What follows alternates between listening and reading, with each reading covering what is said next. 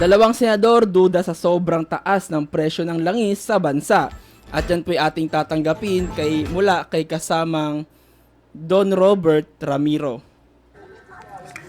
Duda Senador Rodante Marcoleta at Senador Win Gatchalian sa sobrang taas presyo ng petrolyo na ipinapataw sa mga consumers.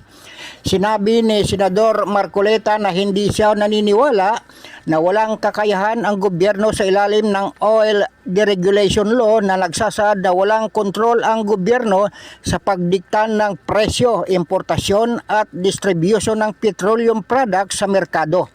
Dahil dito ay hinihinala ng mambabatas na self-inflicted oil crisis ang umiiral sa bansa sa dahilang may mabibili namang murang langis sa Singapore sa halagang $570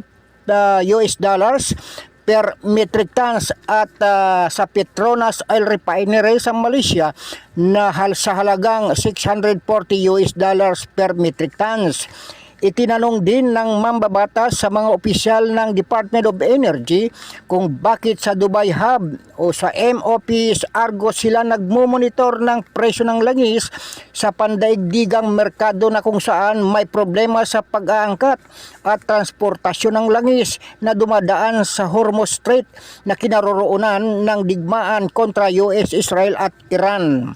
Sinabi ni Senador Win Gatchalian na base sa computation ni Senador Marcoleta sa presyuhan ng langis sa bansa ang 55 pesos per liter na biglang tumalon sa 121 pesos kada litro na ipinapataw sa mga consumers ay sobra-sobra na pwede naman palang makialam ang Department of Energy sa price ceiling.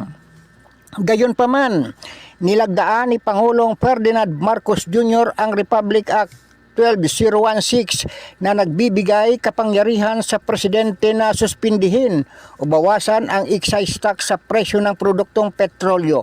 Bukod sa RA 12016, nilagdaan din ng presidente ang Executive Order 110 na nag-aata sa Department of Energy na maaring mag-take over sa operasyon ng mga oil industries sa panahon ng State of National Energy Emergency kapag may makatwirang dahilan na pangangailangan ng publiko. May maglalatag din ng pulisiya para mabawasan ang impact sa patuloy na pagsikad ng presyo ng gasolina.